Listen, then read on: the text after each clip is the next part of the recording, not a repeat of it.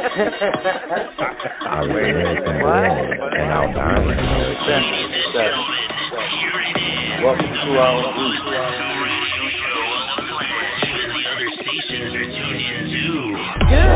Welcome to Defender 7 has so much knowledge, and this ought to show it right here.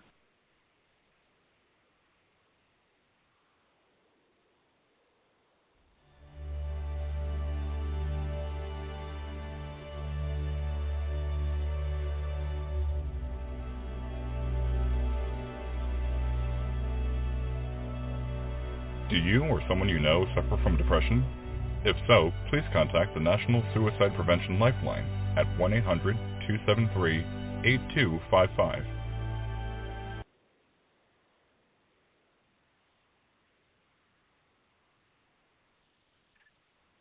Good evening, everybody.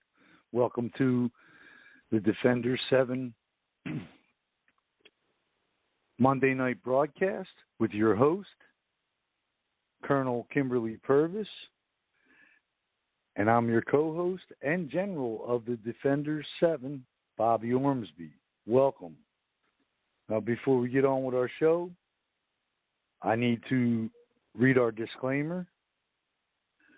The views and opinions expressed on Defender 7 radio show and Facebook page are those of the callers and or authors and do not necessarily reflect the official policy or position of the Defenders 7.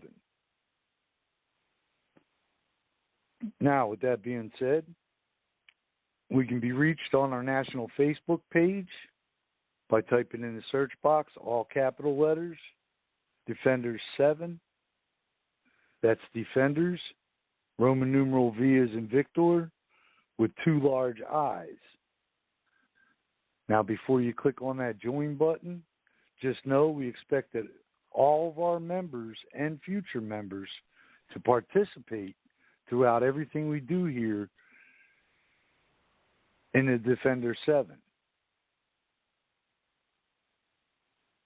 We're not just a Facebook page or Facebook group or armchair warriors. We're the real deal, and we expect our members to follow in suit with us. We have a website. If you'll type in all lowercase letters, www.defenders, Roman numeral V as in Victor, with 2 small I's.com.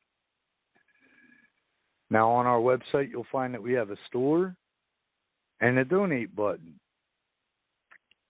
100% of all proceeds from sales from our store and any money that we take in on donations go back to our communities 100% in a time of need.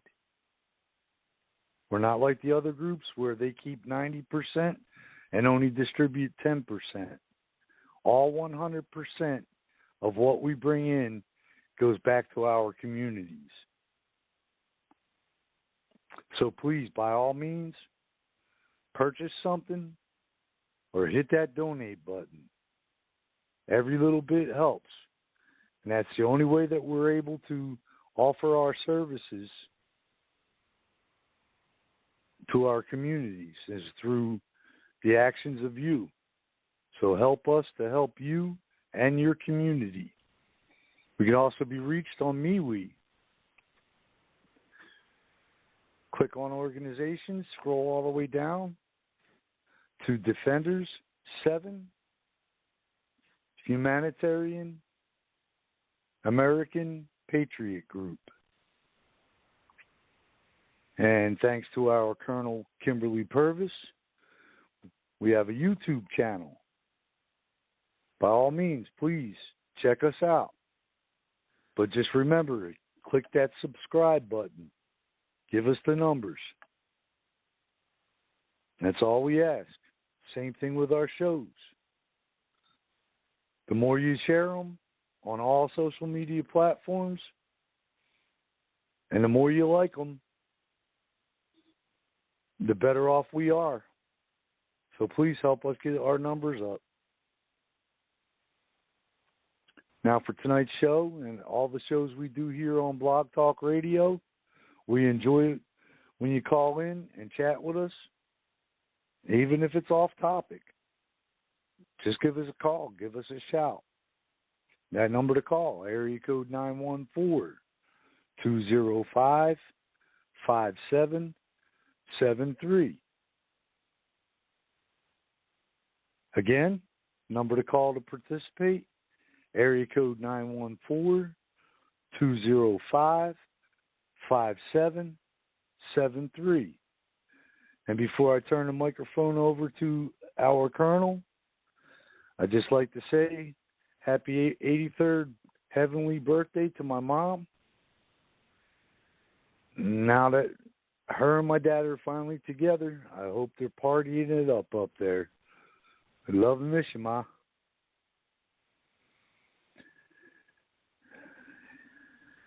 And say hello to your Colonel, your host, our Colonel, Kimberly PURVIS. We have Captain from Wisconsin, Lorna Munson, a.k.a. Slacker. Yeah. And we have Miss Maria Delamain. Hey guys, how you doing? We're doing. It's almost gone. I'm getting a thunderstorm. We got them last night until 4 o'clock this morning. The thunder shook my house for 3 straight hours. I mean, it was like a flash of lightning, boom, right then. I mean, you know, you see the flash, you count. It flashed thunder. And so the lightning struck quite a few times around the house. And it did that for like 3 or 4 straight hours. And it poured. So I don't have to water my plant for a couple of days.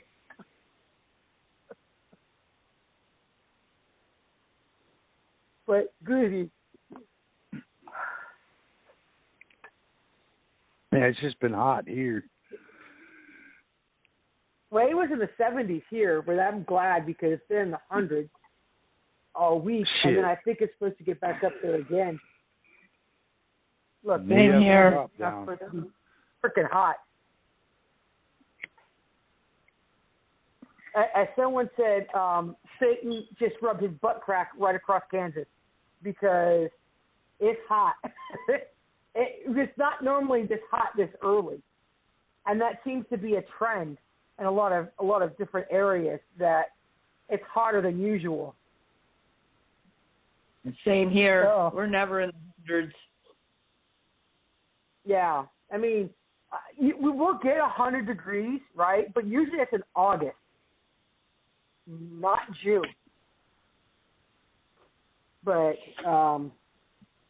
good thing we got the rain last night and cooled things off for a couple of days. And then it's right back up to hell on earth. So, but lucky we're able to do the show because I guess my computer got hacked. And I was looking for links for tonight's show, and I think it was a bad link is what it was. Because I ran my security program and everything's fine. And it ended up blocking that one website that I was going to find for tonight's information. So just watch out what you guys check on, you know, for any type of information.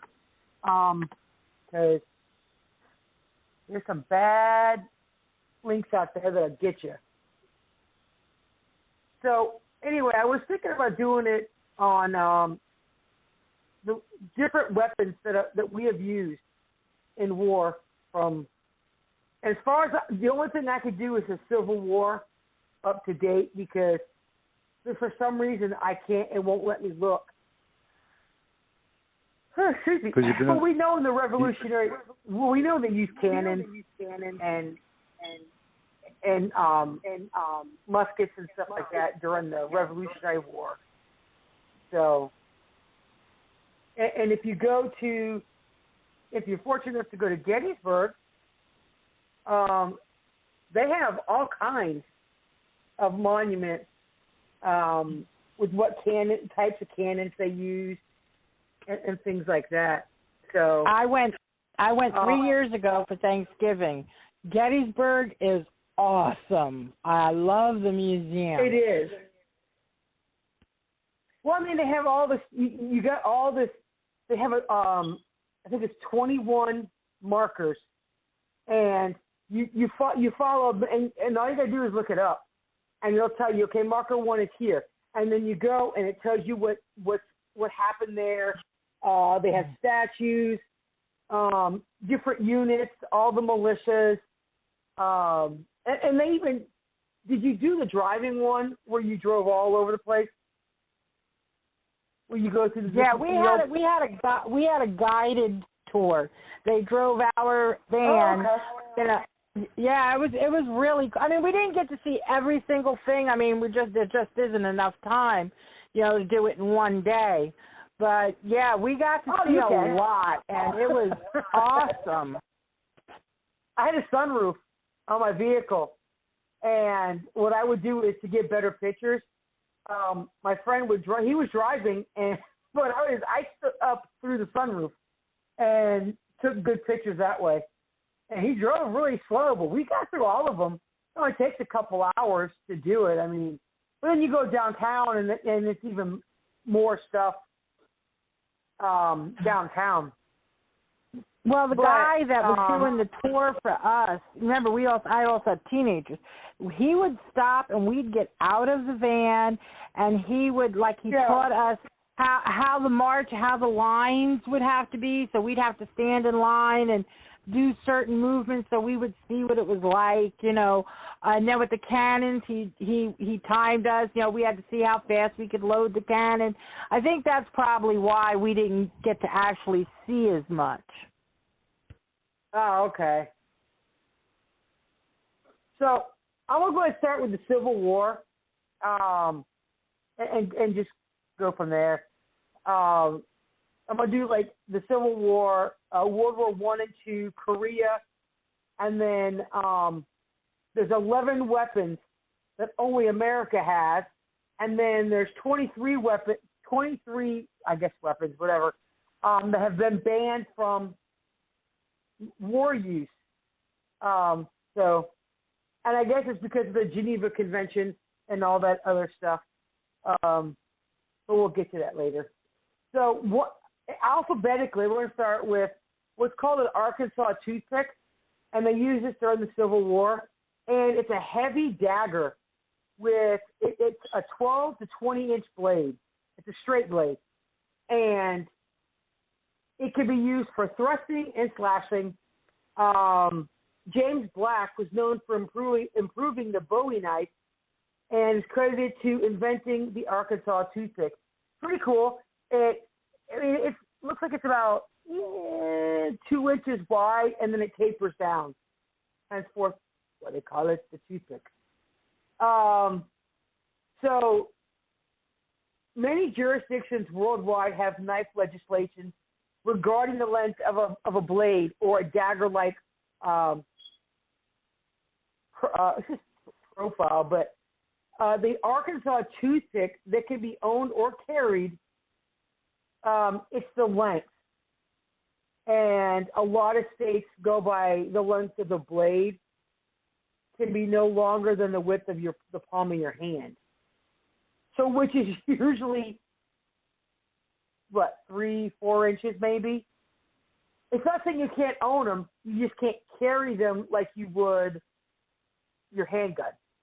So if you carry them, let's see.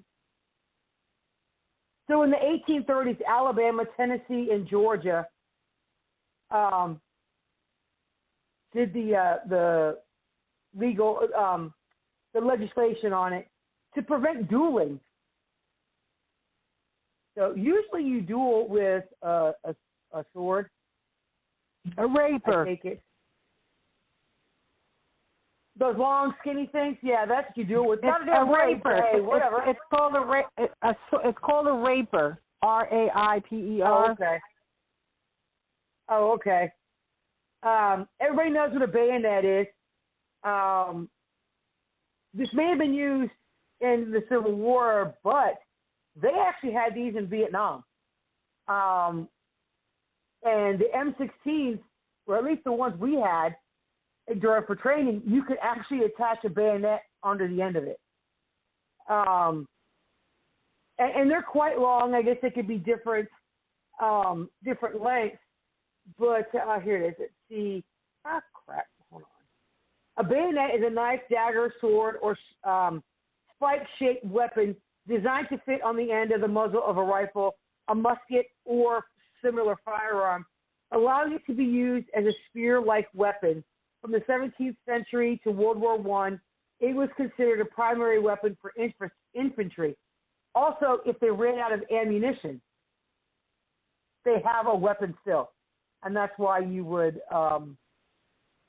fix your bayonet.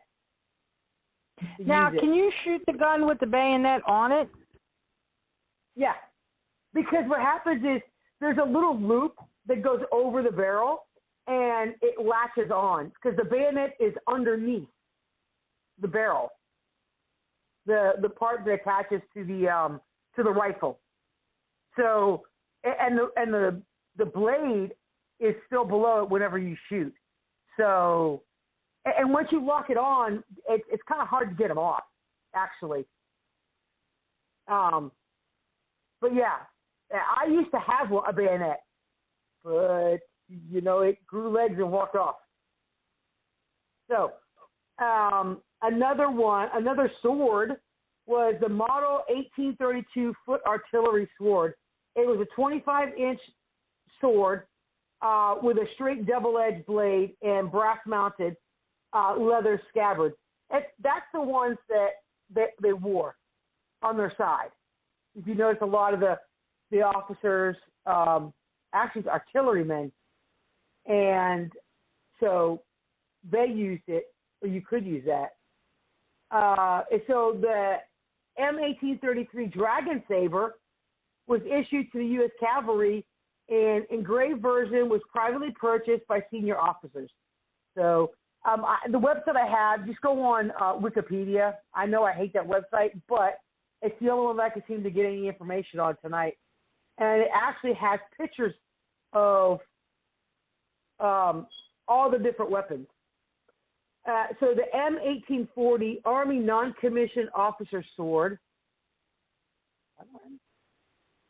was adopted by the United States military in 1840, based primarily on a sword used by the French Army. The model 1840 NCO proved somewhat heavy-hitted and ill-balanced. So, and it says,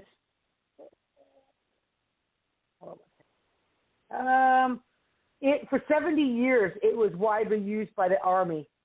And its usage was, now people just use it for ceremonial purposes. You see them, and the Marines, they have theirs. It's just, right now, it's just used for ceremonies and stuff like that. Let's see. The M1840 Light Artillery Saber is another one. And it's about, it has a brass hilt or hit and knuckle bow of about 6 inches in length, and the grip is wrapped with leather and bound with brass wire, and a blade of 32 inches long. Damn. But that was lightweight, and it was curved. So, kind of cool to have.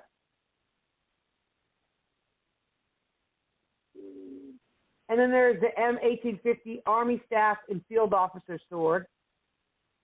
This is back in the day when they used all those. And it's quite long. This one actually looks like a pirate sword. It's what it is, what it looks like. Field grade officers of Artillery Infantry Company and grade officers of Light Artillery, staff officers between 1850 and 1872, and it was based on a French pattern. Let's see. the other swords were allowed by the regulations, and this model was far most popular sword carried by officers during the American Civil War. During the years before the war, many Confederate officers, including General Lee, carried this sword in Indian campaigns. Although intended for officers of the rank major and above, since swords were items of private purchase and not government issue, there was nothing to stop officers of any rank from owning one. So, I mean, it was roughly 32 inches long. And the scabbard or the sheath was usually made of leather or steel.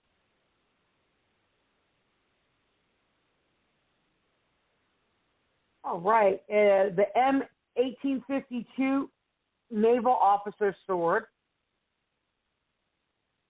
was produced for the U.S. Navy, which entered service in 1852 and was used during the Civil War. It was the same style used by officers of the United States Revenue Cutter Service.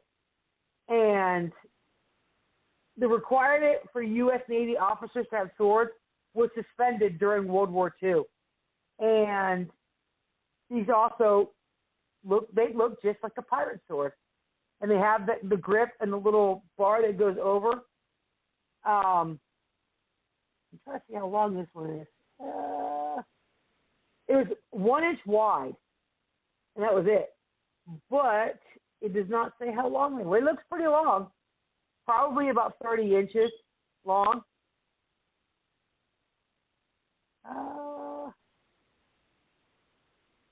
And it doesn't say anything else. The M1860 Cutlass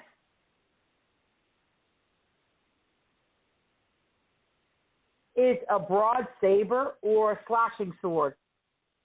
This one looks like it was used by Alibaba. But I don't know if you guys know what I'm talking about, how the end was curved.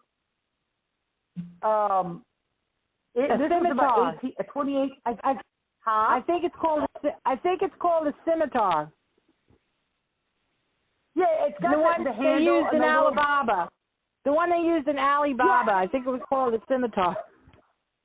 Well, they're not as wide, but you know how the end comes to a point and it kind of curves out to a point, and then the whole blade curves? It's not quite as wide, but that's exactly what it looks like.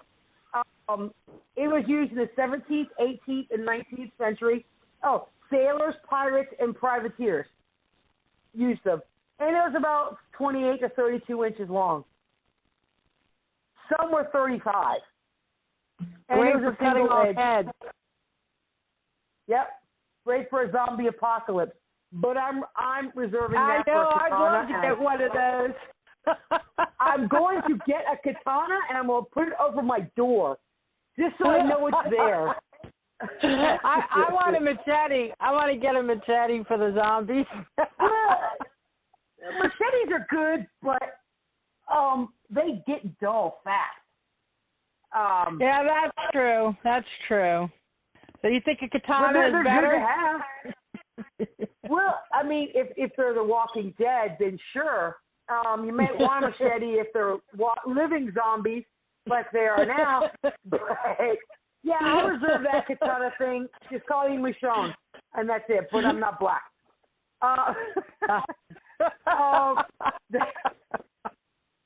The M1860 Light Cavalry Saber, also known as the M1862, as was when the first 800 were issued.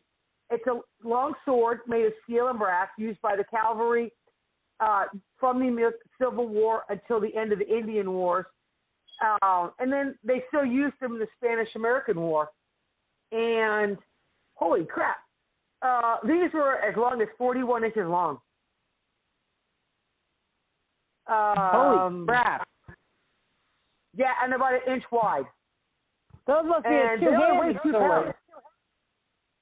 Well, they weighed 2 pounds, and with the iron scabbard, the sheath that covers it, Then it weighed it's a little over 3.5 pounds.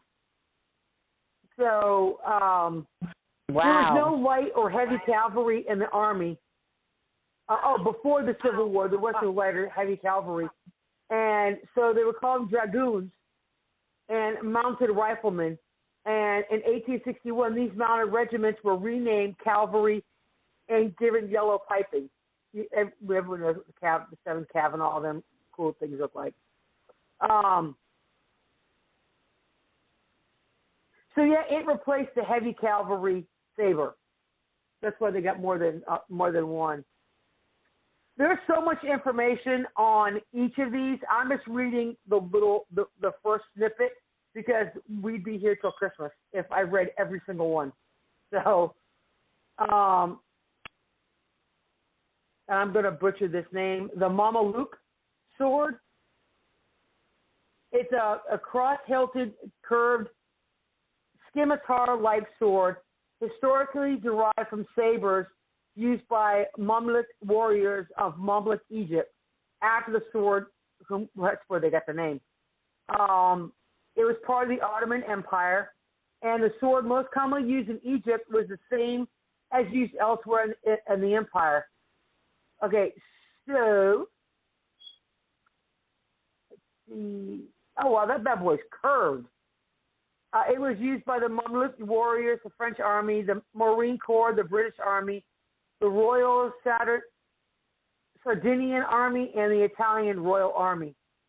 So that's the ones that the Marines have that they use for their decoration or whatever you want to call it that they use.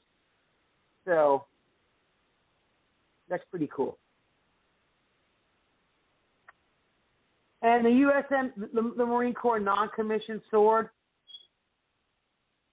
Oh, wow. That shit comes apart. So it was started in 1859, and they still have them. And that's the one that they use. Well, they don't use them. It's just for ceremony, like I was saying. He says, it's used by NCOs and staff or senior NCOs of the U.S. Marine Corps.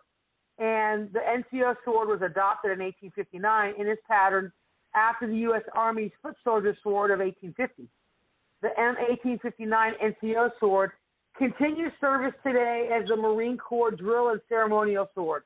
So that's the one. That's what the 1859 NCO sword looks like because they still have it. Okay. So for the sidearms, the Adams M1851 revolver, it was around from 1810 to 1870, was a 19th century British gunsmith who patented the first successful double-action revolver in 1851. And his revolvers were used during the Crimean War, the Indian Mutiny, the U.S. Civil War, and the Anglo-Zulu War. And it is a privately held company who makes them.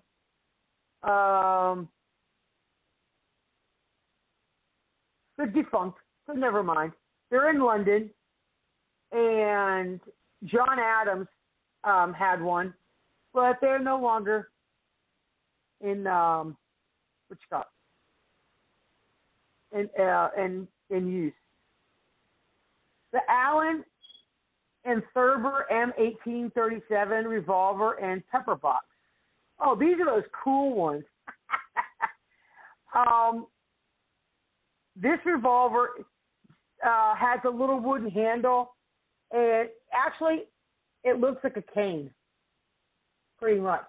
Except it's not straight. You know, with the handle, it's not straight. It's kind of curved a little bit, and I think it only holds 2 bullets or 1. Shit. I know it says revolver, but it is a 6-shot. 36 caliber percussion. Huh. So Ethan Allen was a major American arms maker from Massachusetts. He is unrelated to the revolutionary Ethan Allen. Oh, okay. His first firearm, the pocket rifle, was developed in 1836, and his first patent was granted in 1837. These are pretty cool. And that's when, over time, they changed it to what a revolver looks like now. A regular 6-shot revolver. But the old ones, they look pretty cool. All right. The Allen and Wheelock oh, that's the same one. Okay. The Beaumont Adams 1862 revolver.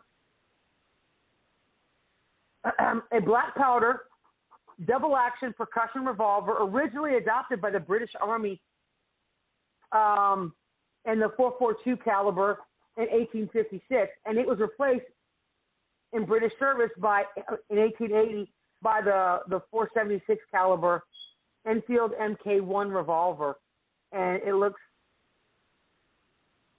like, I would just say, like back, when cell phones first started, a little flip phone, plain, no frills. That's exactly what it looks like. Just a no frills kind of gun. And it was used by the UK colonies, the West Mounted Police, and the U.S. used it, the Confederate States, the Empire of Japan, and it was used in the American Civil War, the Boshin War, the Anglo-Zulu War, the First Boer War, and numerous British colonial conflicts. I guess this is one way to learn all your different weapons, is to go over all this stuff. The Butterfield M1855 transitional revolver, they all look the same. They just made little differences. A transitional revolver with tape primer, invented in 1855 by Jesse Butterfield of Philadelphia. 2,000 were ordered by the U.S. Army, but they stopped production of it in 1862. And the Colt, where'd it go? Sorry. The Colt Patterson revolver was the first commercial repeating firearm employing a revolving cylinder with multiple chambers aligned with a single stationary barrel. And its design was patented by Samuel Colt on February 25th, 1836 in the United States. Okay, I'm going to go off on a little side note here because I get the mind of a freaking squirrel or goldfish. For those of you who are Supernatural fans, Samuel Colt, that's the gun. Okay. I didn't realize they actually got real information when they made the show. So initially the 5-shot revolver was produced in the .28 caliber with a .36 caliber model following a year later. As originally designed and produced, no loading lever was included with the revolver. A user had to partially disassemble the revolver to reload it. Oh, okay. So that's basically because you got to almost break it down. You know how you like the double barrel shotgun? How you have to bend it down? That's what it looks like. That's what they're talking about. How to load it. And it was used in the Seminole Wars, the Texas Indian War, Mexican-American War, and the Civil War. And then they had other models later on. You guys still with me? You learning anything yet? No, I'm just listening right now. Trust me, I'll ask a question when I think of one. Okay. So Colt Walker, the Colt Walker, sometimes known as Walker Colt, is a single-action revolver. Why call it a revolver if it's a single action? It's not revolving shit. It holds one bullet. I'm sorry. Could it have to do with the style?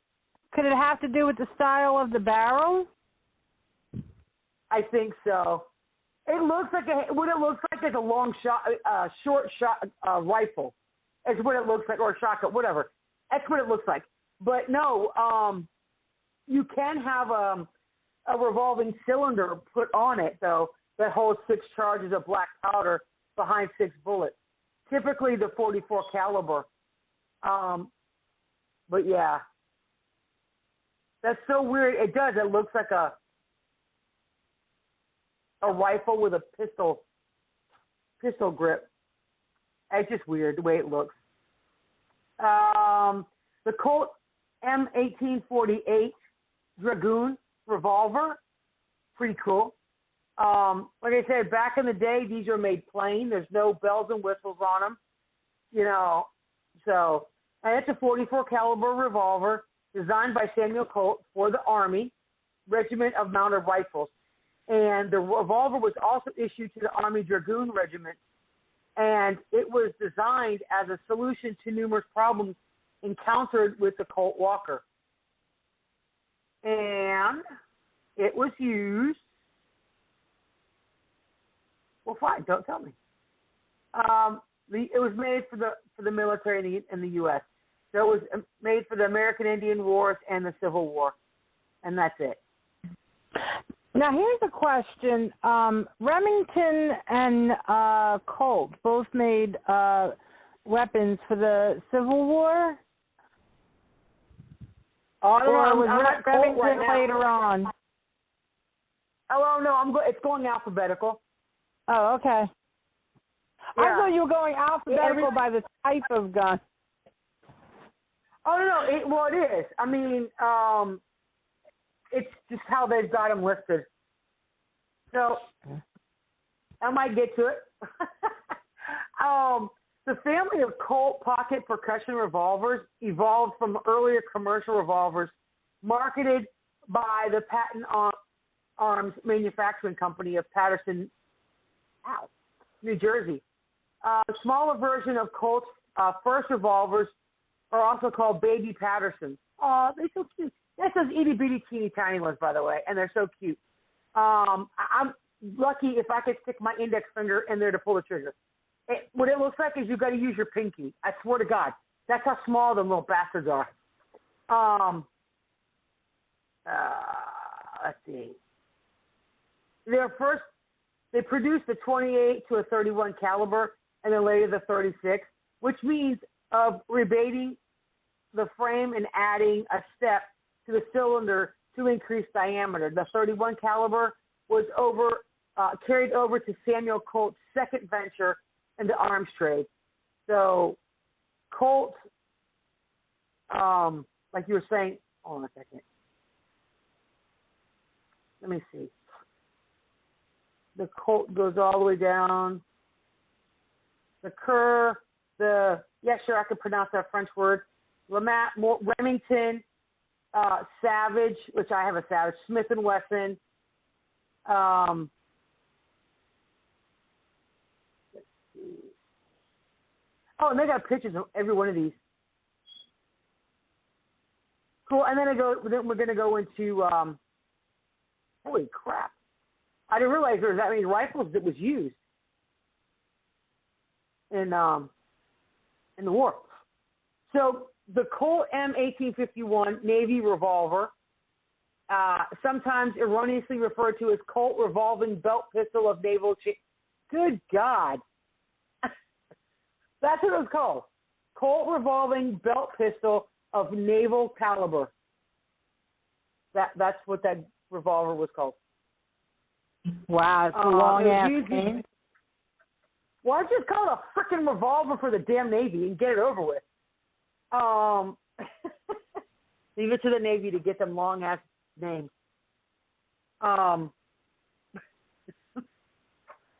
Bobby must be sleeping. He's slow to respond.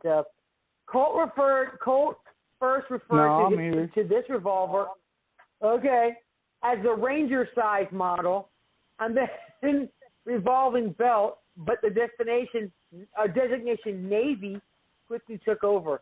After the Civil War, revolvers using mixed metallic cartridges came into widespread use. The Colt Navy remained in production until 1873, being replaced in the Colt line with what would become the manufacturer's most famous handguns, the Colt 45. So that's what replaced that Navy one, was the Colt 45. Let's see. The Colt M1860 Army revolver is a .44 caliber revolver made for the U.S. Cavalry to replace a heavier Colt M1848 Dragoon. The Bessemer steel process invented in the 1850s made a lighter, stronger revolver in the .44 caliber possible. Cool. The Colt M1861 Navy revolver, updated version of the .36 caliber, made it similar to the Colt M1860 Army one. And then they had the Colt Root M1855 revolver. The first of Colt's revolvers using a creeping loading lever mechanism, whatever the hell that is. Let me take a look at it. Oh, wow. The what's it called? Shit, the hammer that you got to pull down, it's up. It's curved up instead of back. It looks really weird. It's not normal. It looks like a bullhorn. That's what it looks like. So the Derringer M1825 Philadelphia cap lock pistol, and there's no information. Go figure. The term Derringer, oh, that's my grandfather's name, relation to the family. The term Derringer has come to refer a modern small-sized handgun that is neither a revolver nor a semi-fully automatic pistol. It is not to be confused with many revolvers or pocket pistols, although some later Derringers were manufactured with a pepper box configuration. Oh, that's what it's called. Okay, the body is the pepper box. It's that old-fashioned looking cool thing. The original Philadelphia Derringer was a muzzle-loading cap-lock single-shot pistol. Those are a bitch. The muzzle-loader ones, my dad used to have one. The rifle, the 30-30, and then he has a handgun. And those, they do have some kick. Even a handgun does. It was introduced in 1825 by Henry Derringer. And they made about 15,000 of them.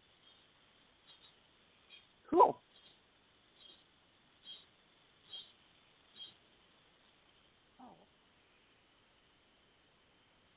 The Elgin M1838 Cutlass cap-lock pistol, issued to Navy personnel, but proved unpopular and was quickly replaced by the 1860 Cutlass. Oh, I know. Isn't it hard?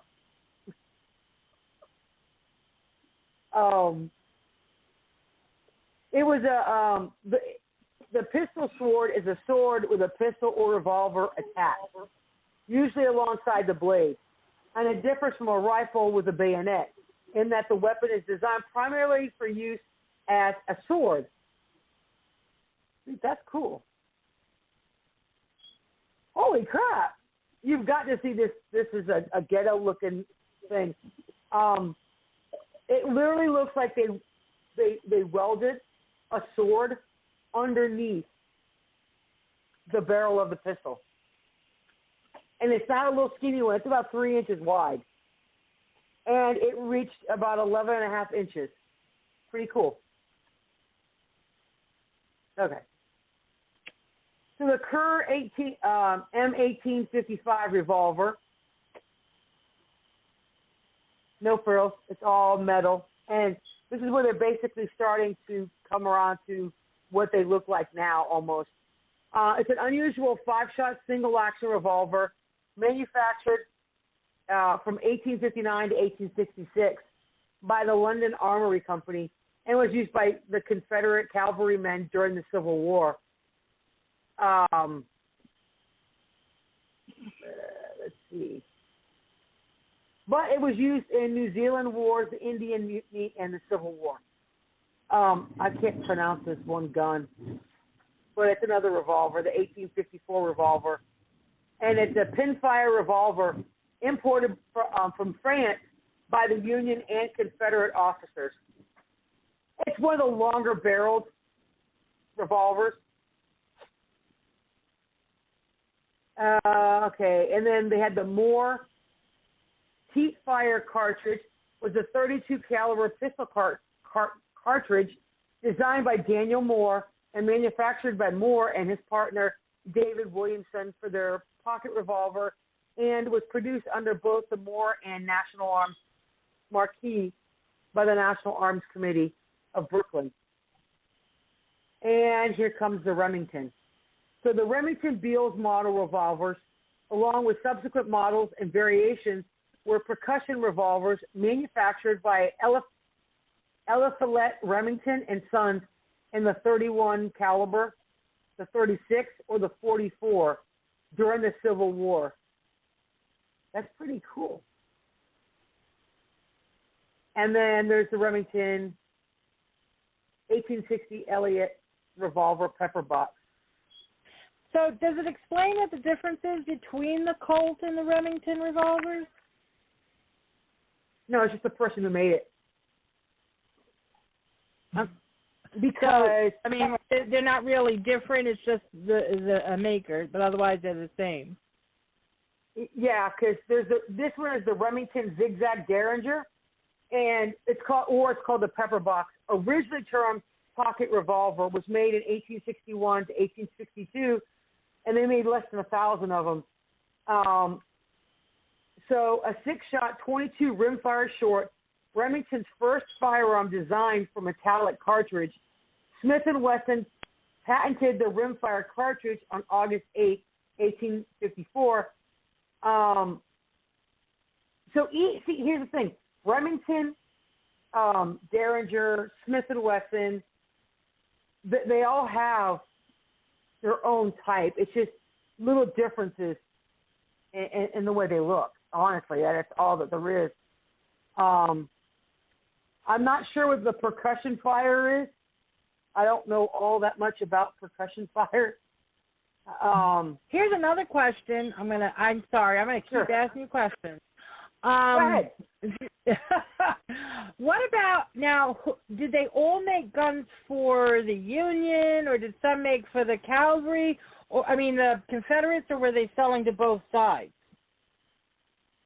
Oh, well, here's the thing. The Army, cavalry had theirs. The Navy had theirs.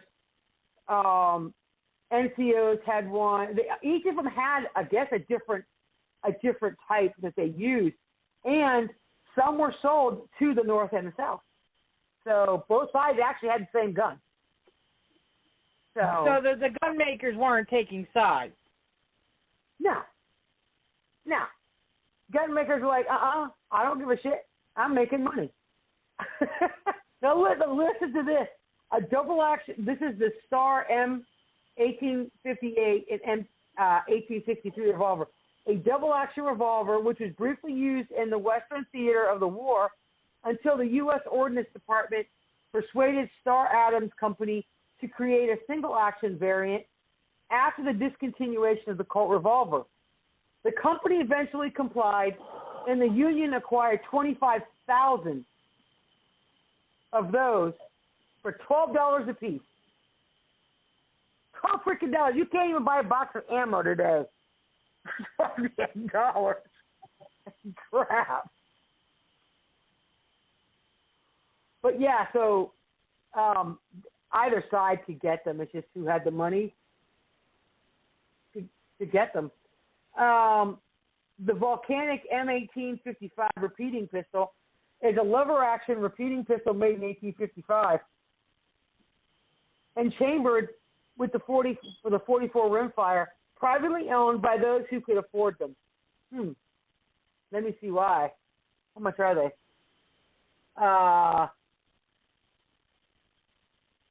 They are made by Smith & Wesson Company.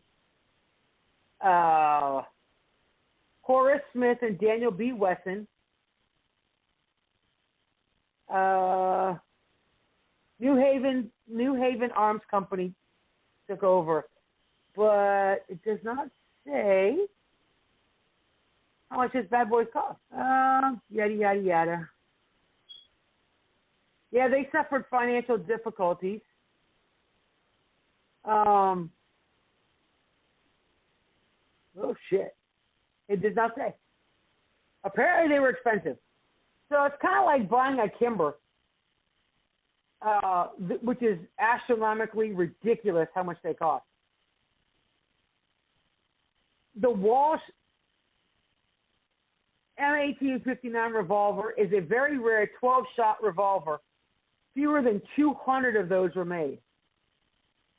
Be lucky if you could find any of these weapons nowadays. Probably, do they even have museums that have all of these old guns? Yeah. That's this old? They do? Yeah. Especially around down here in your southern states. They have museums. Oh, okay. I don't know if they still got it because I haven't been in years, but even Gettysburg has one. Oh, see, I didn't get to go to that. I missed that when I went there last time. It was snowing when I went, so I'm like, screw this. Right. Well, No. a lot of places like Gettysburg, Yorktown, Virginia, where the base is, they have museums all throughout there. Anywhere around where any battle actually took place, they have museums with all the old cannons, swords, you name it, guns, everything they had back in the day. I mean, I know, like, Cabela's, they actually have a display of, they have a few, but not very many. They're not for sale, but they have them. Yeah. I've seen a couple of them. It would be nice to get some of those. When they do that for places like Cabela's, they get what they call a museum certificate, so that they're allowed to display them, and they're only loaned to them. They don't own them. Oh, okay. Well, that's cool. Ow. But yeah, if you look up museums in any state, actually, you should find one that's got all the all the original pieces in them. Because even our South Carolina museum down here downtown, they've got a large selection. They've got uniforms, they've got guns, all the old patches, all behind glass. Oh, cool. So I did not know they got 400,000 muskets that they use. There is the Augustine M1842 musket, and it was featured in the U.S. in the Civil War, but in small numbers that were made. They have the Ballard 1861 rifle, the Brunswick P1836, and the P1841 rifle, a British percussion rifle imported in small numbers by the Confederacy. So depending on, like you were asking, Maria, depending on the size and how much they were willing to pay and how many they wanted to get. So they could get them from different places. The Burnside M1855 carbine, it's a breech loader invented by Ambrose Burnside and issued to the U.S. Cavalry. That's pretty cool. I'm dropping stuff. Sorry. The Charleville M1816 and M1822 musket, they're French musket, converted to percussion cap from flintlock, used in small numbers. The Colt 1855 revolver, carbine, and rifle. So this was, there were early repeating rifles produced by Colt's manufacturing company from 1855 until 1864. The design was essentially similar to the revolver-type pistol with a rotating cylinder that held 5 or 6 rounds of varying calibers from the 36 to 64 inches. They were not favored by the troops.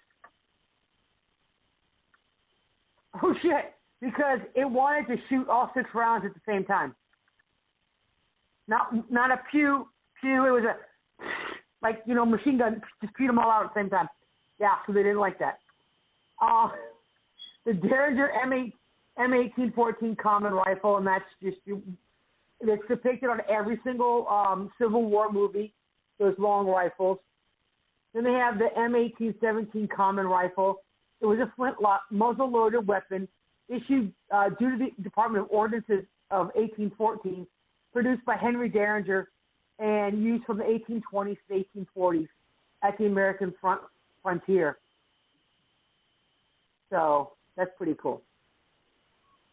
The Enfield pattern 1853 rifle musket was a .577 caliber mini-type muzzle-loading rifled musket used by the British Empire from 1853 to 1867, after which many were replaced in service by the cartridge-loaded Snyder Enfield rifle.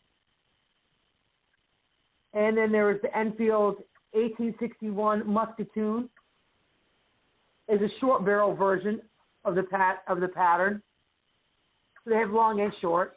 The Enfield rifled musket had faster rifling twist rate, along with more rifling grooves, which made it more accurate. And the shorter rifle was therefore easier to carry and reload.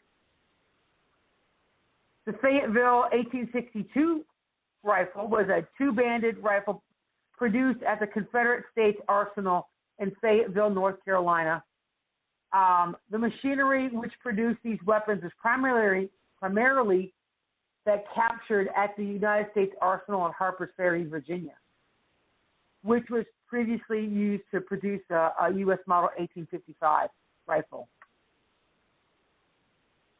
And the Confederates used that one. And the Gallagher M1861 carbine is a single-shot breech-loading carbine with 17,000 of them were sold to the U.S. Army. The Hall M1819 rifle is a single-shot breech loader invented in 1811, and only a few of them were used by the Confederacy. So all of the numbers on these is when they were made, the year. I guess it made their life a whole lot easier.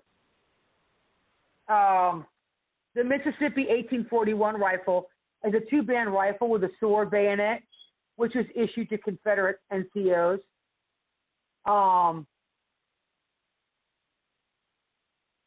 Let's see. Quite a few of those. So Springfield made a whole shit ton from 1795 all the way down to 1863.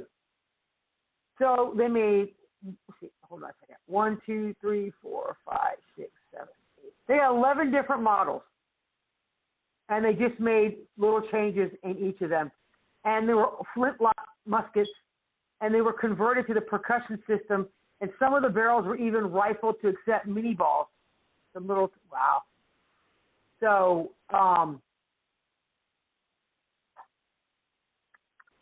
so by 1855 is when they changed it from the flintlock to a regular rifle. Cool. The Wesson 1859 carbine and rifle was a breech-loading metallic rimfire cartridge rifle used during the Civil War and the Indian Wars, and the carbine was used by the U.S. Cavalry, but it was purchased by each individual state or the individual that wanted to have it. So a lot of these they were able to buy on their own. Let's see. Oh, they had grenades. I did not know they had hand grenades back then. Huh. Go figure. The American Civil War belligerents did have crude hand grenades equipped with a plunger that would detonate upon, and it says clarification needed because I guess when you chuck it, then it explodes. The Union relied on experimental Ketchum grenades with a wooden tail to ensure the nose would strike the target and start to fuse. Oh, shit. So these aren't like the ones we have today. You know, you pull the pin, you wait a couple seconds, and then you chuck it, and it explodes. These, you actually had to hit something before they would explode. The Confederacy used spherical hand grenades and weighed about 6 pounds, sometimes with a paper fuse, and also used Rains and Adams grenades, which were similar to the Ketchum in appearance and firing mechanism. Wait, did you say the hand grenade weighed 6 pounds? How the hell did you throw that? Today's hand grenade weighs what, about 2 pounds, Bobby? Roughly? Those little things weigh 2 pounds? Yeah. Roughly? Yeah, you got to. I think here's the gay. I won't say this. They made us do it the gay ass way of throwing it like a shot put. I'm sorry, but when we were in basic training, right? We had to put the freaking grenade under our neck like a shot put and push it forward. That's how we had to throw it. I thought you threw it like a baseball. Hell no, they wouldn't let us. Me, honestly, if I was going to throw it, I would lob it to the side because you get a lot more, you know what I'm saying? You get a lot more ass behind it. Not throwing like a damn shot put. I used to do field and track and field, whatever, and I did shot put. So, you know, that's what I'm saying. 6 pounds, that's a lot of freaking weight for a grenade. No. That's how far can you throw that damn thing? Well, the 6 pound ones? No, I doubt they threw them like that. I doubt it. They probably lobbed them from behind, like how they hold it behind them, like almost like a javelin. Okay. And bring their arm way back in that's a 6 pounder? Yes, I would say you have to throw it like that. That's how. And those a shot put. I mean, and I mean, it's been decades. But I would not want to throw something that could explode like that. Yeah. So they even had landmines, and I did not know that. It originally developed by General Gabriel Rains, which are typically iron containers loaded with gunpowder, a fuse, and a brass detonation cap. Some of these still activated landmines. Holy shit. They have these landmines. Yeah, now that I did know. Still live. I learned that in Alabama. I learned that at Gettysburg. They even have some. No. Well, I don't know about Gettysburg, but they're in Alabama. In the 60s, they were still live because they didn't know where they were at. Not in the museum, not in the museum. These are still in the ground. No, these are still in the ground. Yeah. Oh, fuck. Landmines were an intimidating method of psychological. Okay, here's the thing. They said they were viewed as unethical. General Sherman also hated them and declared them as not warfare but murder. I'm sorry. Tough. It's not. I mean, it's war. You just can't forget where you put them. That's all. So they did have rapid fire weapons. They had of the Union called the 58 caliber Ager machine gun, or Ager, whatever, or also known as the coffee mill gun, which is similar to the Claxton machine gun. Like the Gatling 1 and the Gatling 2 machine gun, they were hand cranked on a hopper. You know, same thing. And it had 25 barrels. Wow. I did not know they had all these back in the day. And they also had artillery.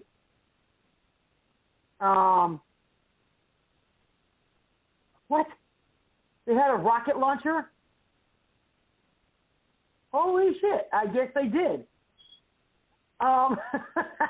They had a steam gun, a Congreve rocket, a Hale rocket launcher, and a sea mine. Dude, that's just, and that's in the Civil War. See, you learn shit every day. So World War, you know what? I'm gonna skip World War 1 and 2 in Korea for a second. And I'm gonna go to these are weapons that America, because it is 5 after 6, not 6, 8. So I want to make sure I get to these two topics here. There's 11 weapons that only America has. Maybe. hate the internet, and I swear I don't know if anybody else is acting like a retard.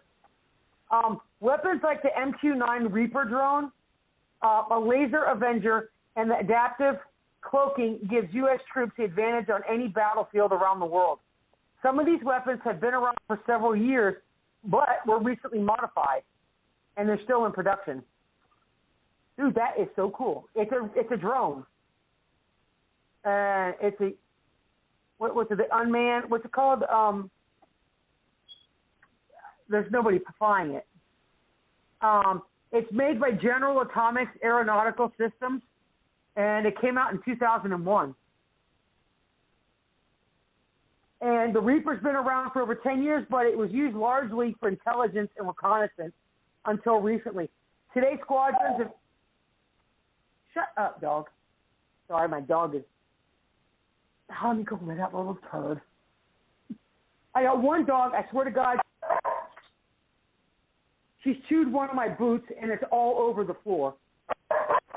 And you can hear the little butthole dog. I say little, he's 60 pounds.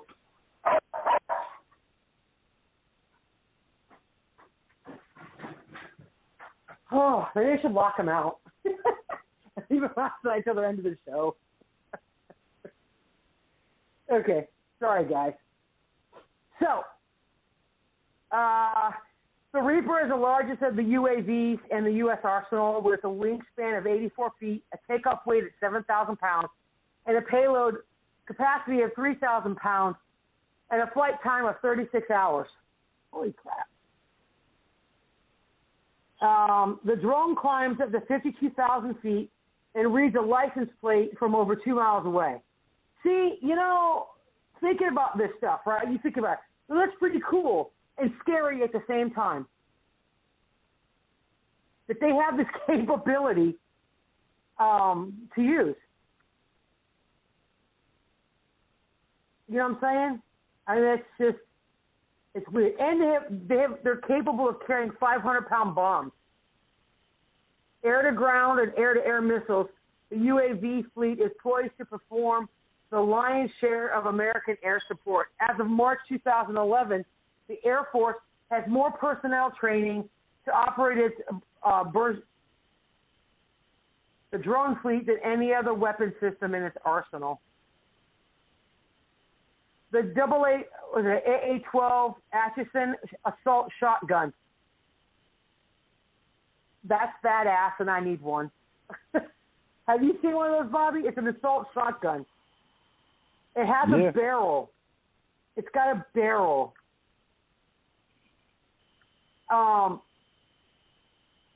It can fire 5 to 12. It can fire 5 12-gauge shells per second.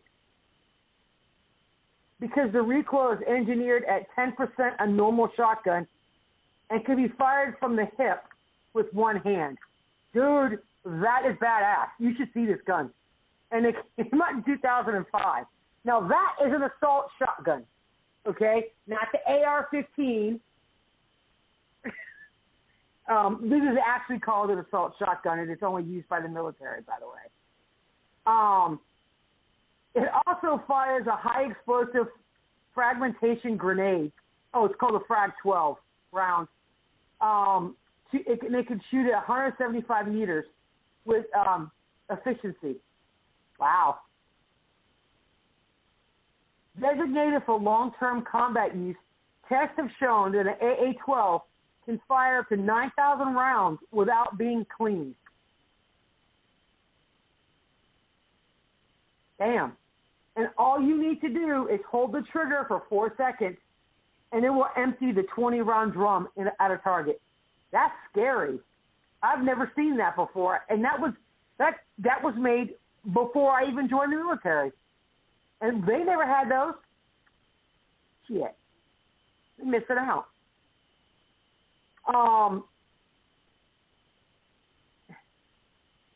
Do they really have this?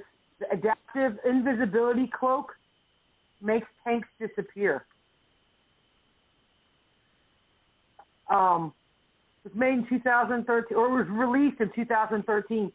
Developed and patented in Sweden, the adaptive functions over infrared, and other electronic frequencies, while it can blend the coded vehicle into the background, making it seem to be invisible. It can also shape the returning signal to appear like something else. A tank, for example, can be made to look like a car. And they got pictures where it could disappear and reshape itself into something else. That's awesome. This article, where I'm looking, this is on Military and Defense website. Like I said, Bobby, this is probably the reason why my computer locked down. Because I look up all this shit to do these shows. I'm surprised the FBI doesn't come knock on my door. The phaser rifle looks exactly like an alien ray gun. It's pretty cool. The DOD made it, and it released it in 2007. The Personnel Halting and Simulation Response phaser rifle is a handheld laser array called a Dazzler, capable of blinding and disorienting anyone caught in its sight. While weapons to cause blindness were sagely restricted by the 1995 UN Protocol on Blinding Laser Weapons, and the U.S. didn't agree to it until 2009. It causes temporary blindness, so you're not permanently blind by it. And so the Dazzlers were originally mounted devices to U.S. soldiers' rifles as a non-lethal way to halt Iraqis who failed to stop at checkpoints. And then it uses a green laser array to calculate its target's distance and ensure non-blinding intensity. The Taser Shockwave, and it looks like an LED panel, little green squares. It was released in 2008. And the Taser model will electrocute a crowd of people with a touch of a button. They need to use these for riot control. I kid you not. If you saw these, this is riot control right here, and you could disperse any riot. Creating an area of denial, the Taser can be stacked up and strung together almost indefinitely, and will mount to any vehicle. The Shockwave has an effective distance of 25 feet. Yeah, they need to use that for riot control. The Black Knight is a tank. It was released in 2008. The Black Knight's a combination remote control tank and forward scouting vehicle. So they use these like they do the drones. If it's too risky for our troops to go in it, they would send this out. To keep the cost low, the Black Knight shares a weapon system and engine parts with the Bradley fighting vehicle, including a 30-millimeter cannon machine gun and 300 horsepower engine. And the vehicle is also fitted with autonomous navigation software and can design and follow its own routes without input from an outside source. AI, when it starts attacking people. The active denial system, and I can't even explain what this vehicle looks like. It was made in 2008. Dubbed America's ray gun by 60 Minutes, the active denial system is really more of a combination radar, array, and microwave. It shoots a stream of electromagnetic waves short of the microwaves, which are instantly absorbed by the top layer of skin. The pain is so intense, the reaction to run from the beam is so overpowering. They call it the goodbye weapon. The ADS has been used domestically both on test subjects and prison inmates, and was deployed in Afghanistan in 2010, only to be recalled inexplicably months later. And the government says there's no lingering effects from the exposure. Yeah, see, when the government says shit like that, you know they're lying. The Laser Avenger, it's on the back of a Humvee. Only a few centimeters in diameter and invisible to the naked eye, the Avenger's laser is 20 times hotter than an electric stovetop and will cut through artillery shells with ease. The Avenger was designed with the hope of effectively detonating IEDs that inflict more damage on American forces than any weapon. Well, that's pretty cool. The current disposal methods involve a version of the Mars robot that insurgents will bomb to take out of action. And right now they're testing it to take down aerial vehicles. And the Mars robot is a modular advanced arm robotic system. And it looks like a little lawnmower with a machine gun on it. It's a modified robot, remote control, bomb disposal robot. The customizable to various needs. The Mars can be configured with either an MB-240 machine gun or 50 cal 40 millimeter grenade launcher, or a loudspeaker and an eye-dazzling laser. Wow, you could use anything on it. Beanbag guns, smoke, and pepper spray. And they haven't used it yet. But they've had it since 2009. The XM210 or 2010 enhanced sniper rifle looks pretty badass. It looks like a friggin' looks like an AR with a silencer on the end of it, with the bipod in the front. Made by Remington. The product of a long string of modifications to the 22-year-old, the M24 sniper rifle. The XM2010 is designed specifically to be effective in the high-altitude, long-distance fighting in Afghanistan. It provides quiet 10-foot accuracy up to 1,200 meters and carries more gunpowder in the bullets it fires, has a flash suppressor, sound suppressor, a thermal sleeve to hide the warm barrel from the FLIR, the infrared. When U.S. snipers graduate from the 5-week school at Fort Benning, they're capable of hitting a man-sized target 9 out of 10 times at 600 meters, over a third of the mile away. Huh. I don't know what I got here. And that was it. That's pretty cool. So, and here is 23 weapons that have been banned in warfare. Okay, I think one of these is kind of stupid, because bouncing betties, I'm sorry, but they say they're inhumane, but war is inhumane, so I don't know why you have to stop using bouncing betties. They stopped using them in Vietnam. So,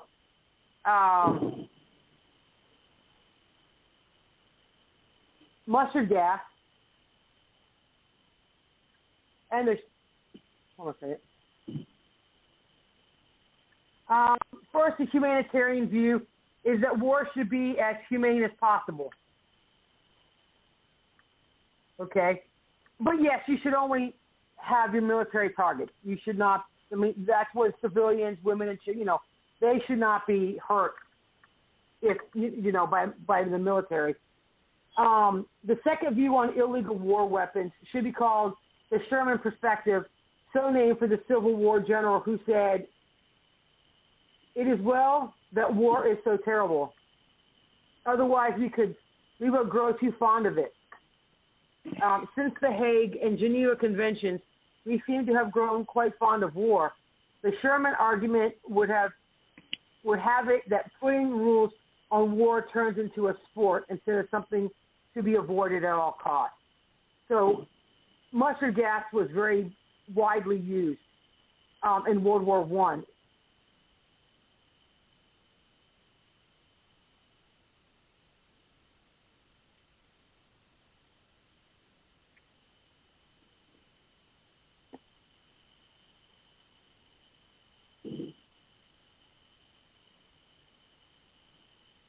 You still there, Kim?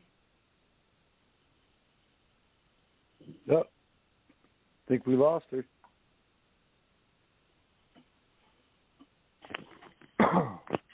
You there, Maria? Did we lose her? Yeah, she'll be calling back in, I'm sure. I was getting kind of interesting. The history of weapons is really interesting. If there were no wars, would we have developed all of those weapons? Right. It just makes you think. Would we have stopped at the ones that were just necessary for self-defense or hunting? Right. Well, they say that the majority of inventions, were during periods of war.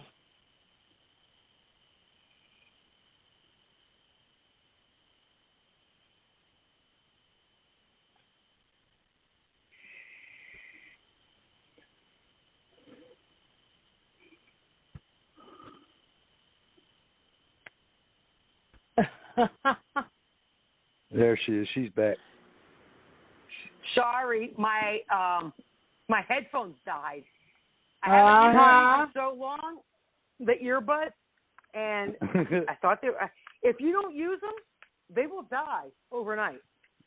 No kidding. Did you hear? I know, it's freaking retarded. Did you hear the mustard gas? Why mustard gas is no longer? Okay. So, okay. So the next one, nerve gas. So what I was saying is nerve gases of all kinds have been systematically outlawed by both The Hague and Geneva from 1899 all the way to 93. But here's the thing. Don't other countries use nerve gas? Because they don't give a shit?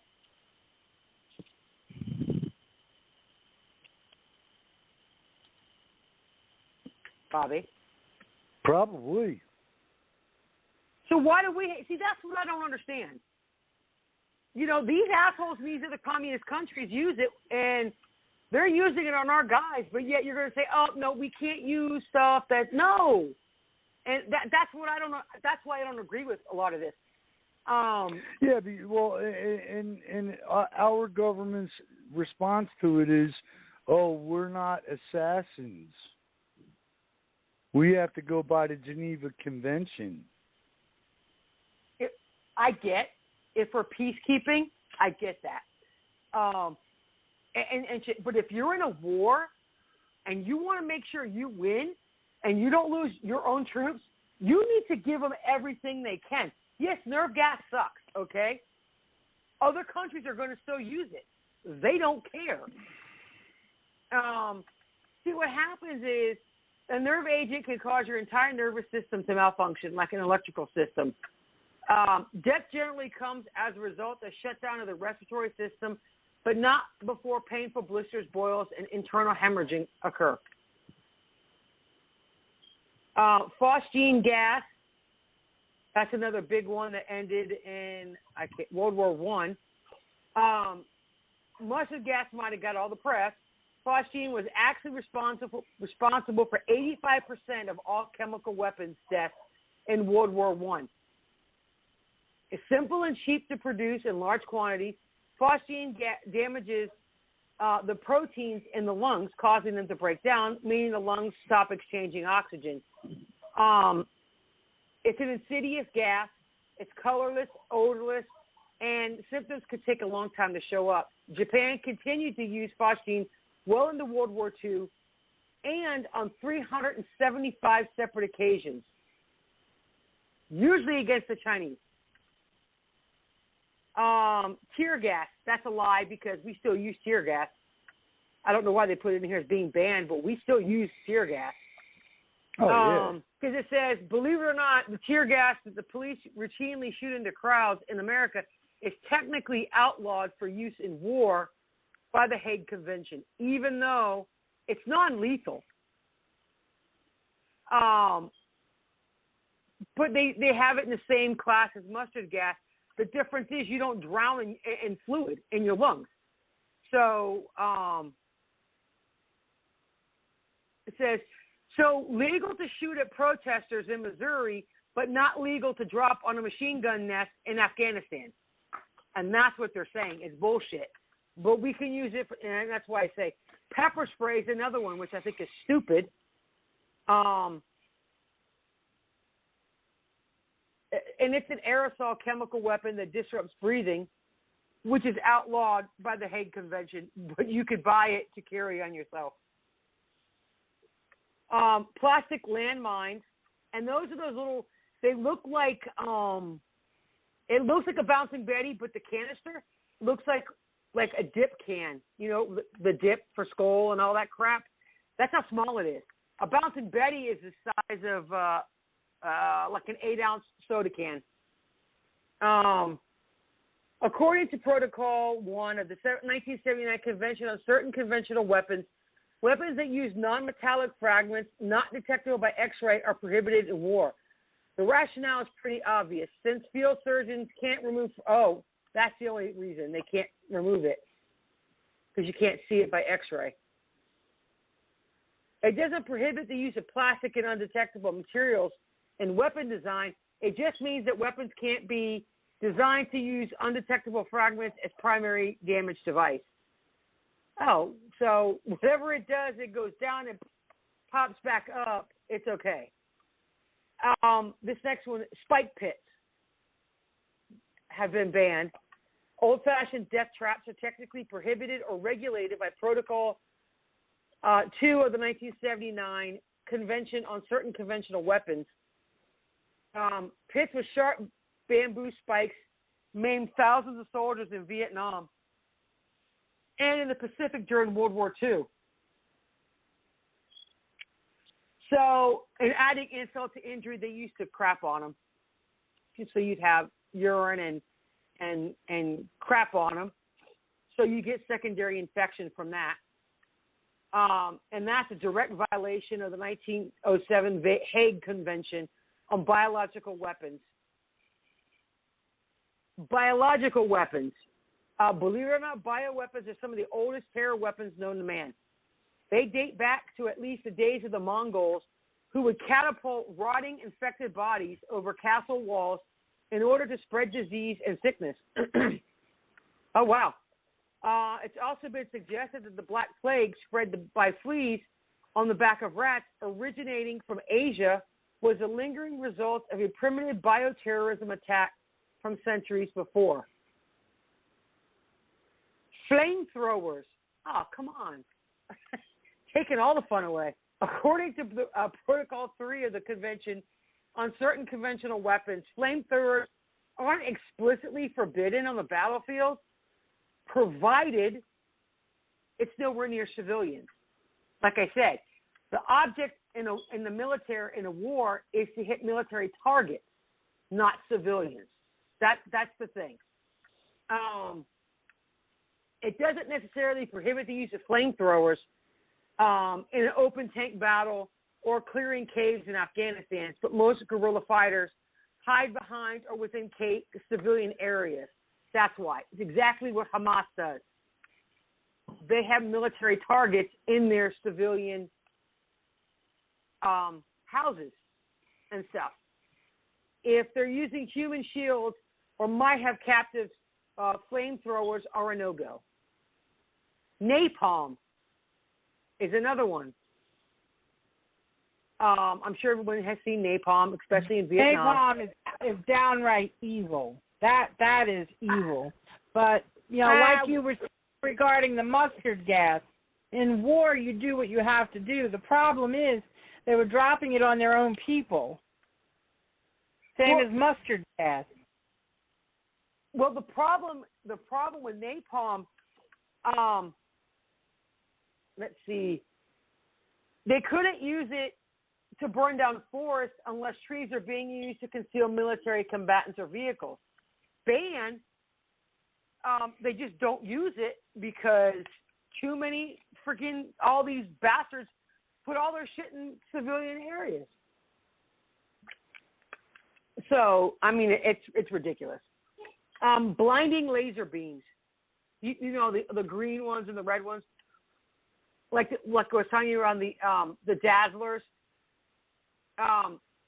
Those asshole rioters were using laser beams, and it actually did blind a cop. Both of his eyes, he was blinded because they were shining them on him. See, now that, at that point in time, that's when you need to bring out the big guns. I think they should use that what you call it, the shockwave thing with all the little boxes on the side. And you can mount it on the side of the car, and it goes 25 feet. That's what they need to use to disperse riots. They really should. Or do like China and all these other countries. They use water cannons. Yeah, those water cannons are kind of cool. Yeah. I mean, use water cannons. Shit. Fill it full of pepper spray. I don't know. One country actually does that. I don't remember if it was Brazil or one of those countries. They don't give a shit. And that's what's wrong with America, honestly. The reason why we have so much crap going on is because they piss and moan because they don't want the military or the police to use these, but they'll in turn use them on the military or the police. See, you can't have it both ways. And that's why I think that America needs to wake the hell up and start using the same shit on these rioters and criminals that's getting used on them. Microwave lasers, they're on the F-16s, supposedly. Laser cannons are a real thing. They've been around for quite some time. The Air Force uses massive, powerful laser cannons mounted onto aircraft and battleships. They can use to shoot down incoming missiles from 250 miles away. I see why they got rid of these.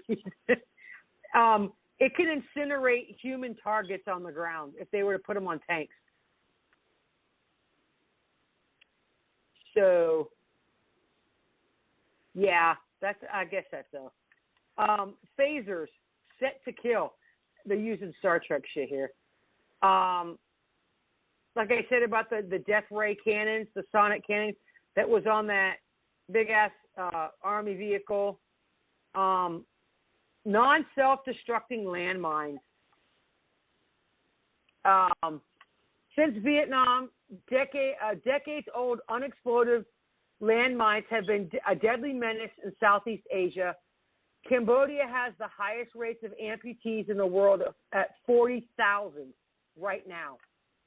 Because during Vietnam, they forgot where they put all their landmines.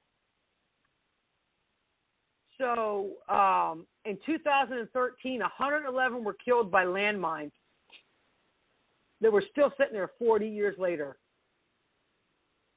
So I guess that's why you would write down where you put them. Poison bullets. I didn't think we still did that shit. The world's oldest known arms agreement is the Strasbourg Agreement of 1675, explicitly outlawed the use of poison bullets. First guns used in warfare weren't terribly accurate, so soldiers would often supplement the lack of accuracy by soaking their bullets in some kind of poisonous or infectious substance. It was not unheard of for legions of soldiers to stow their bullet caches along a rotting corpse, though the bottom of a latrine pit worked just as well. When France and the Holy Roman Empire went to war, they initially experienced a massive wave of casualties, not from gunshot wounds, but from subsequent infections. Took 250 years to figure that shit out. Didn't they used to do that to knives too, before, or swords and stuff? I mean, back in the day. Yeah. Hollow points are explicitly outlawed for the use in international warfare by the Hague Convention of 1899, which was, in fact, only a continuation of the St. Petersburg Declaration of 1868. This declaration forbade the use of exploding or expanding projectiles of less than 400 grams, which drew a clear line between bullets and artillery shells. The concept behind the ban was to avoid using bullets that made death inevitable. Well, okay. That's interesting. Yeah, I know, but we have hollow points. For 9mm has hollow points. They're expensive, but, you know, balloon bombs. Okay. Yes, according to the 1898 Hague Convention, it's against international law to drop bombs from balloons. Originally proposed in 1898, the prohibition against the discharge of any type of projectile or explosive from balloons or by similar means went into effect in the 1907 Peace Conference as probationary measure to resolve during the Third Conference. But because of Japan and what they did in Pearl Harbor, there went that idea. So after that, then it was kind of like, that's how we have all of our JDAMs and all of those bombs. But you still can't drop it from a balloon. You could drop it from a plane, but not a balloon. Go figure. More of those are you kidding rules that's still around. Like you cannot harpoon a whale from your vehicle in South Carolina. I don't know who's done that, but dirty bombs. Bombs laced with radioactive material are forbidden under international law. Though most countries wouldn't bother with them anyway, the point of a dirty bomb is to irradiate an area and make it uninhabitable, which means that the winner of the war can't go there either. So that's what. See, that's another reason why they said we have all these nuclear bombs or nuclear missiles. We're not going to. No one will use them because they know once you shoot, we're going to use Iran. Once Iran uses its nuke on, say, Israel's going to say, screw you, and I'm going to nuke you back. And therefore, nobody wins. So it's kind of pointless, actually. Well, here's the thing on that. Wait, Tim, here's the thing on that. Okay, so America, Russia, even China, and Israel think that way. But the radical Islam, no, because they think, do you know what I mean? They don't think the same way we do. I know. He who has the last laugh. Okay.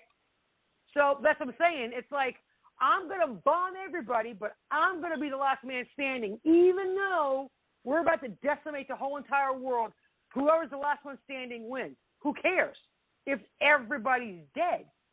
It doesn't matter. It's an ego problem. That's the problem. It's ego. You know, I mean, it's just salted bombs. I've never heard of a salted bomb before. They're in similar concept to dirty bombs, but are true nuclear weapons created specifically for the purpose of short-term area denial. A salted nuke contains an isotope of another substance like cobalt, gold, zinc, or sodium. During a nuclear blast, these three elements become a huge cloud of fallout. And these type of weapons are the same used in the Soviet doomsday device from Dr. Strangelove, as a movie. A small 1 kiloton salted nuke could be used to tactically and made so that the radioactive fallout decay in a year or two. But here's the problem. The jet stream. I mean, I don't think people think about that. It's taken 11 years for the nuclear power plant in Japan. I forget which one that was. It's taken 11 years for it to go all the way around the world, and it's finally hitting California. Maybe that's what's wrong with Californians. Who knows? Locusts, fleas, and rats. I did not know they use these, but hey. The Black Plague is theorized by some to be the result of lingering bioterror attack from Asia. Today, using hordes or plagues of animals carrying disease in war would be completely illegal. Well, shit. That's something to think about. Just go make yourself a bunch of weaponized rats and go dump them off somewhere. I mean, I guess that's one way of doing it. Bat bombs. See, during the Second World War, Americans experimented with a secret weapon designed to decimate Japanese cities. At the time, most of Japan's cities were made of wood and paper. The idea was to release a bomb filled with sleeping bats. Oh, my God. These bats would have a napalm incendiary around their neck. Upon release at dawn, the bats would disperse and roost under eaves of Japanese homes about 40 miles away. The project codename X-Ray was tested in 1944, but was effectively ended with the bombing of Hiroshima and Nagasaki. Oh, yeah, because most of their houses were made of paper. You know, all that, you know, they're not real walls and shit. So I guess, I mean, that's one way of doing it.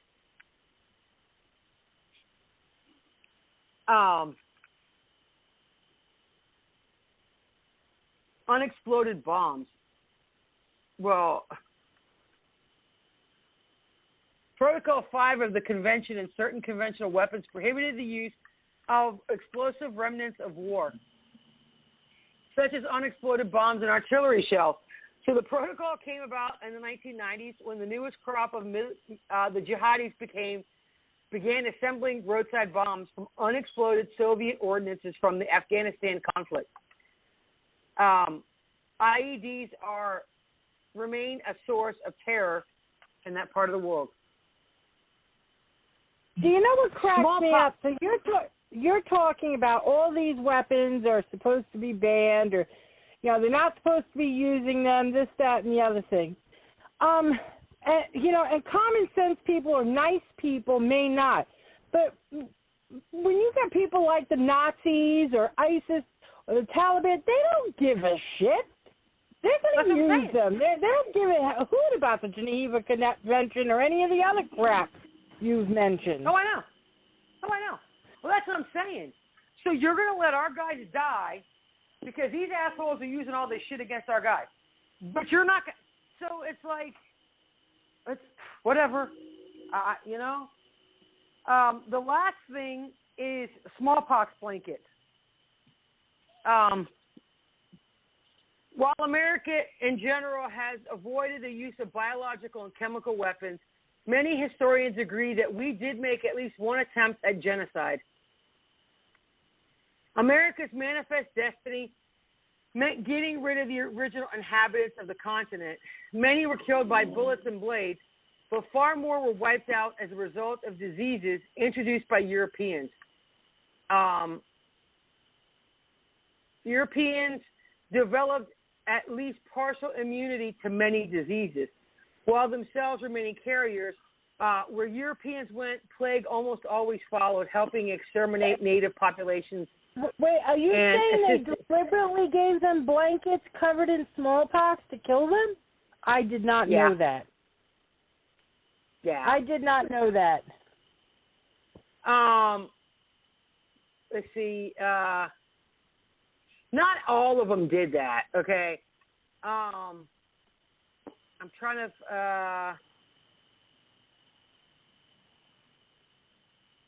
Some people did, and that's wrong. That's it. They don't have. That was kind of short-lived. It stops right there. But yeah, that is a horrible thing to do. It really is. But also, don't forget, and this is something that I have seen. A lot of Native American Indian tribes today, not all of them, there's a good bit of them, they blame the white man for everything, and let me get it straight. Okay, it was not exactly the best of instances of what happened,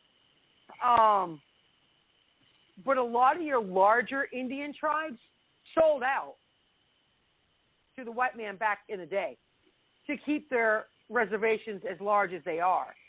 It's the smaller Indian tribes that are no longer around, or there's very few of them because they were wiped out, in a sense, by everybody. So... Well, here's the thing. The Indians were treated like shit. They were probably treated worse than, anybody else, including the slaves. And, what happened to them was horrifying. But, again, at what point, it's like kids, at what point do you stop blaming the past and take responsibility for your own actions? But, see, that's the problem. This generation refuses to accept responsibility for what they've done. To now, it's like I owe nobody anything. I wasn't a slave owner. My family wasn't slave owners. I wasn't around back then, and the people today weren't around back then, so we owe nobody shit.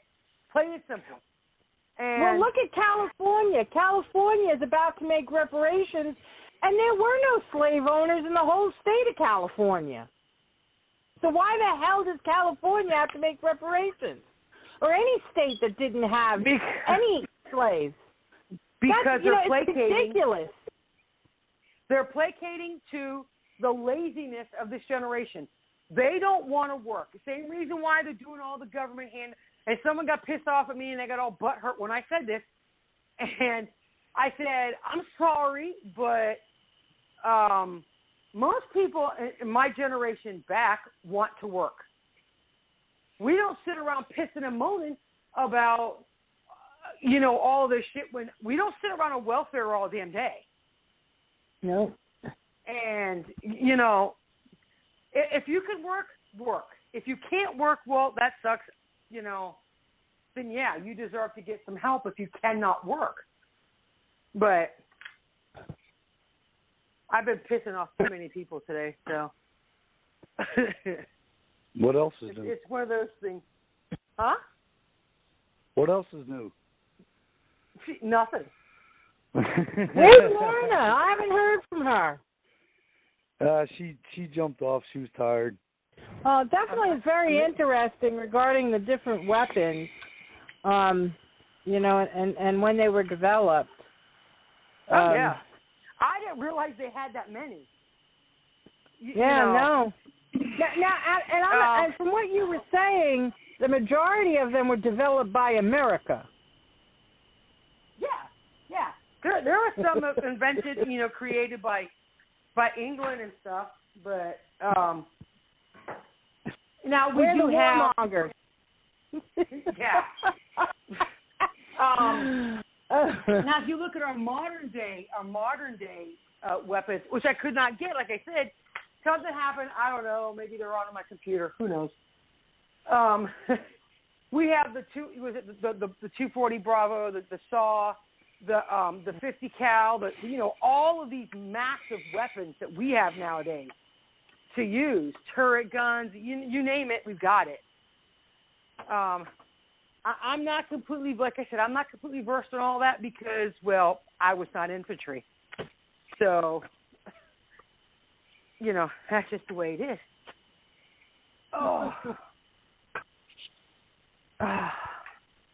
Let me see if I can look at, excuse me. I'm going to look real quick and see what, yada yada shmata. Yeah, they had the rifles in World War I. They had the Lee Enfield 303, the Lebel and Berthier 8mm. See, that one's from France. Damn, they got a bunch of guns. It's funny because none of those are American. None of these are American guns. Oh, the American Springfield used a bolt-action design, so it closely copied Mauser's 1989. So,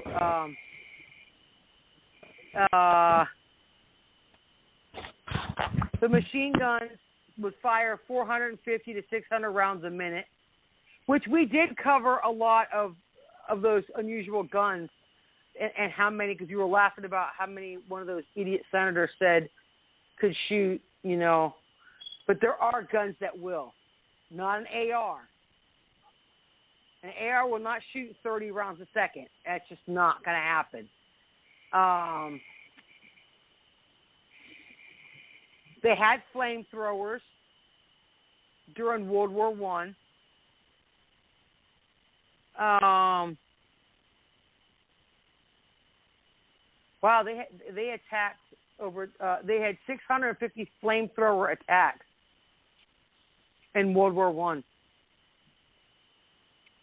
I. They had mortars from 1915. They had no moving parts, and they could fire up to 22 3-inch shells per minute. I'm sure everybody knows what a mortar is. They had the artillery, the same kind they had during the Civil War. I'm trying to look. They did have poison gas, like I was saying, chlorine gas. That sucks.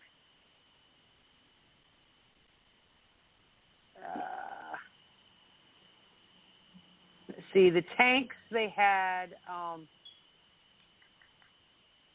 Come on.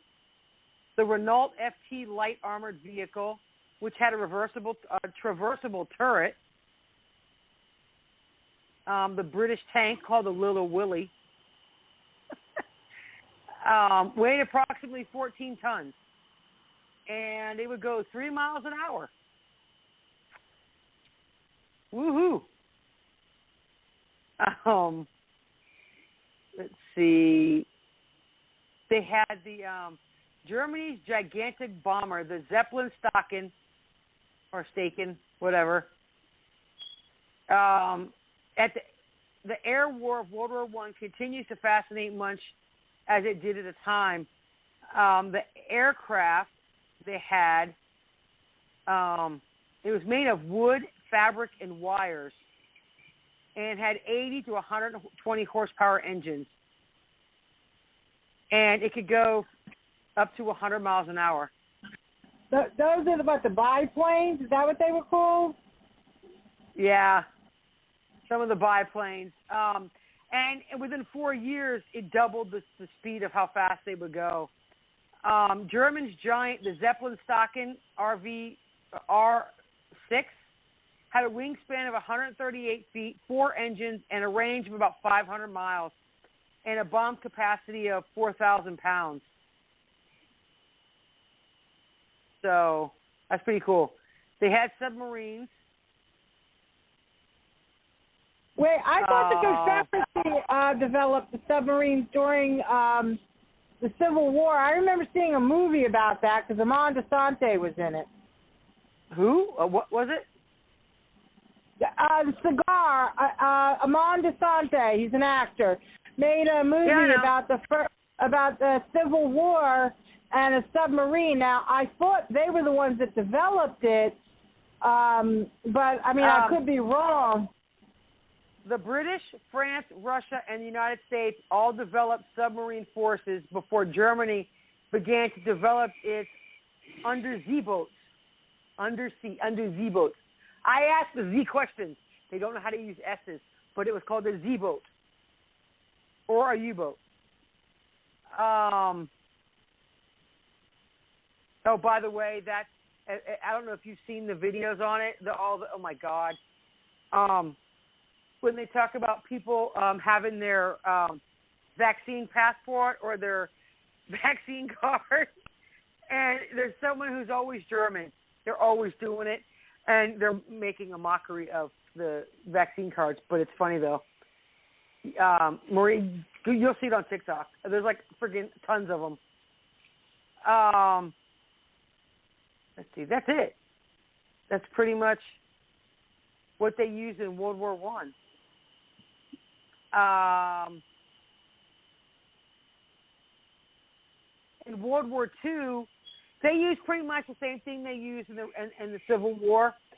Pistols, automatic pistols, submachine guns, rifles, carbines, shotguns, grenades, and grenade launchers, mines, recoilless rifles and flamethrowers, machine guns,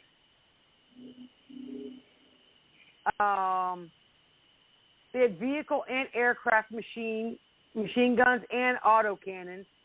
They had tanks, tank destroyers, flame tanks. They had artillery, self-propelled guns. Huh. They had everything in World War II. Quite a bit of stuff they had. Oh, my leg. You got 3 minutes. Go ahead. You're too easy. I know. Just no McDonald's. Just no McDonald's. And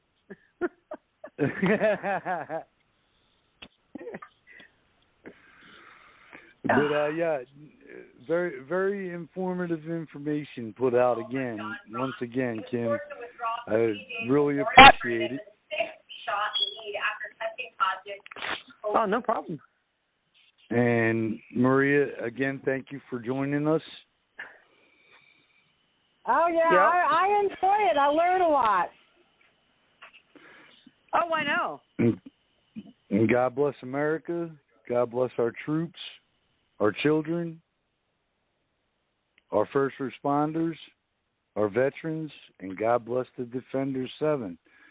Good night, everybody.